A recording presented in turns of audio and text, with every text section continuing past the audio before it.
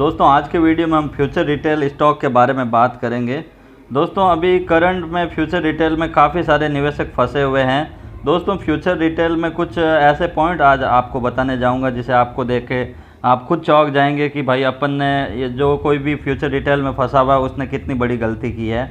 पहली बात देखो दोस्तों, यहाँ 2017 की बात है ये, यहाँ से जब फ्यूचर रिटेल के भाव चल रहे थे 110-120 रुपये के आसपास, और फ्यूचर रिटेल ने 7-8 महीने में मतलब अक्टूबर आते आते 550 रुपये का हाई लगा दिया।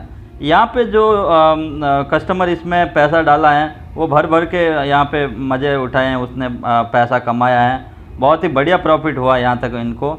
और आगे देख पा रहे होंगे अक्टूबर के बाद में भी इसमें 650 तक एक रैली देखने को मिली है।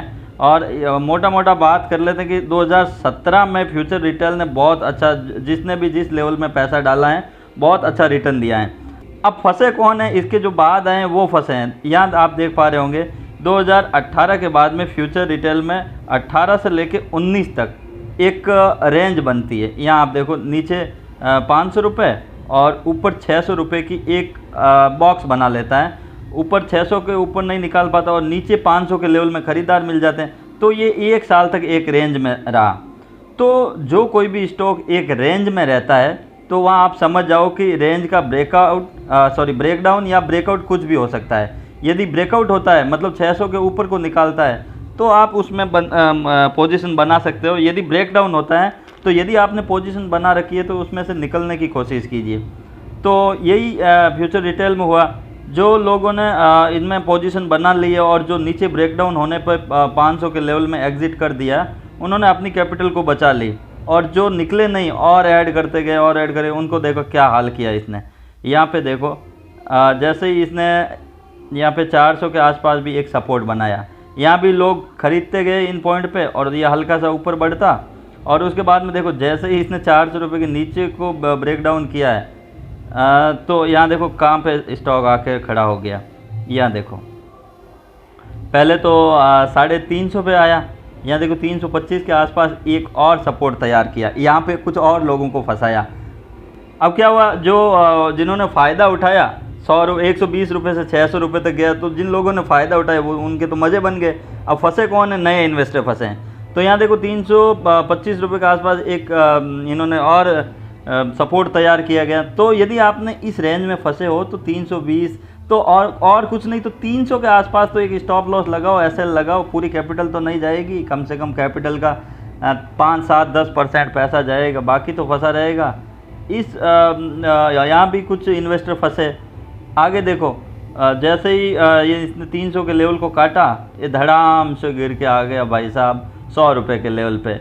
यदि किसी ने 10,000 रुपये भी लगाए उसकी कैपिटल 1/3 रह गई। अब यहाँ देखो जिसने 10,000 रुपये लगाए 3,000 रुपये कैपिटल रह गई, क्या करेगा बंदा। यहाँ भी संभल नहीं रहा है। यहाँ भी क्या सोच रहा है बंदा कि चलो 100 रुपये पे आ गया, अब देखते हैं 200 रुपये तक आएगा तो निकल जाऊँगा। तो यहाँ भी यहाँ देखो 100 रुपये पे इसने एक और सपोर्ट तैयार कर लिया। यहाँ देख पा रहे होंगे आप ये 100 रुपये पे 70 के करीब एक और सपोर्ट तैयार कर लिया।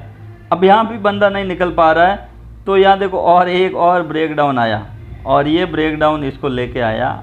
ये देखो 70, जैसे ही इसने 75 का जो यहाँ से 70 का जो सपोर्ट तोड़ा, आ गया 40 रुपये में स्टॉक। अब कितना वेट करोगे, इसको जीरो करोगे क्या। और ऐसा करते करते देखो दोस्तों, हाँ मैं भी इसमें दोस्तों मैंने भी अपनी पोजीशन बनाई थी। मैंने इसको 47 के करीब यहाँ पे स्टॉक था, 47 के करीब मैंने इसको ख़रीदा था। 48 के लगभग मैंने इसको यहाँ पे बाई किया था, 48 के लगभग। और मैंने स्ट्रिक्ट एकदम 46 रुपये का 2 रुपये नीचे स्टॉप लॉस रखा। मैंने कहा जिस दिन 46 आएगा मैं निकल जाऊँगा।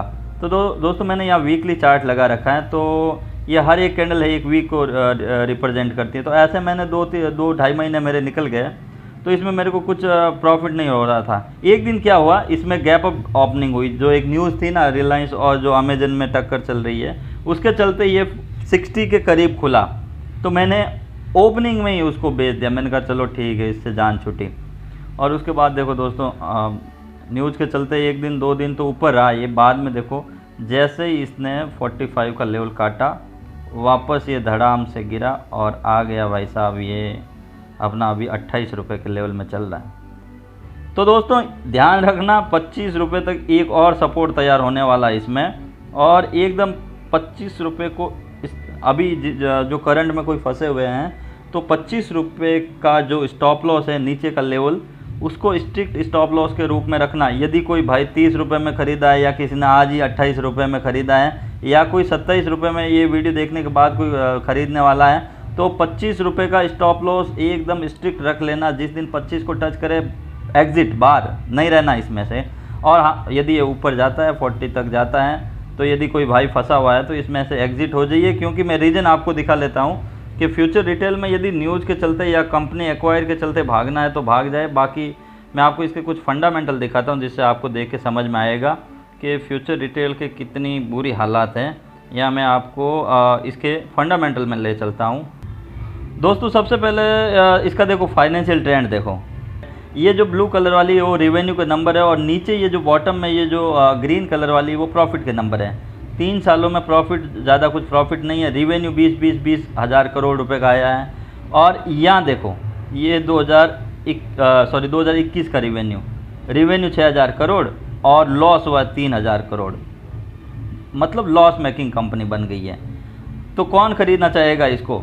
अब देखो एक और आपको इंटरेस्टिंग सा फैक्ट दिखाता हूँ, मज़ा आ जाएगा देख के आपको। यहाँ देखो शेयर होल्डिंग पैटर्न की बात करूँगा। दोस्तों जो कंपनी के प्रमोटर हैं और जो कंपनी को चला रहे प्रमोटर, इस प्रमोटर की जो होल्डिंग देखो ये एकदम डिक्रीजिंग ऑर्डर में, मतलब प्रमोटर को ही भरोसा नहीं है कंपनी पे। तो रिटेल क्यों इस पे फंस रहा है। 28% की स्टेक थी दिसंबर 2020 में, 20% पाई, 19 अब 14% पे आ गई। मतलब प्रमोटर खुद अपनी स्टेक को बेच रहा है, उन्हें पता है भाई कंपनी का जो इंटरनल मैटर चल रहा है। अब देखिए रिटेलर की आप खास बात देखिए।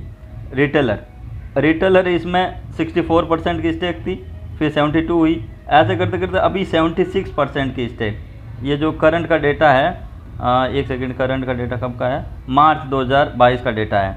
तो यहाँ देखो रिटेलर ने मार्च 2022 में अपनी स्टेक को बढ़ा के 76% कर लिया। तो दोस्तों प्रमोटर माल बेच रहा है और रिटेलर खरीद रहा है, पता नहीं रिटेलर कहाँ इसको ऊपर लेके जाएगा।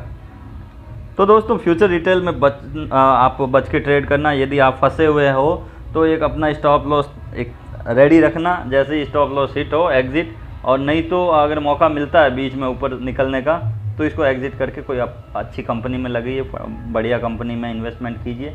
दोस्तों आजकल मार्केट में बहुत सारी अच्छी कंपनियाँ हैं।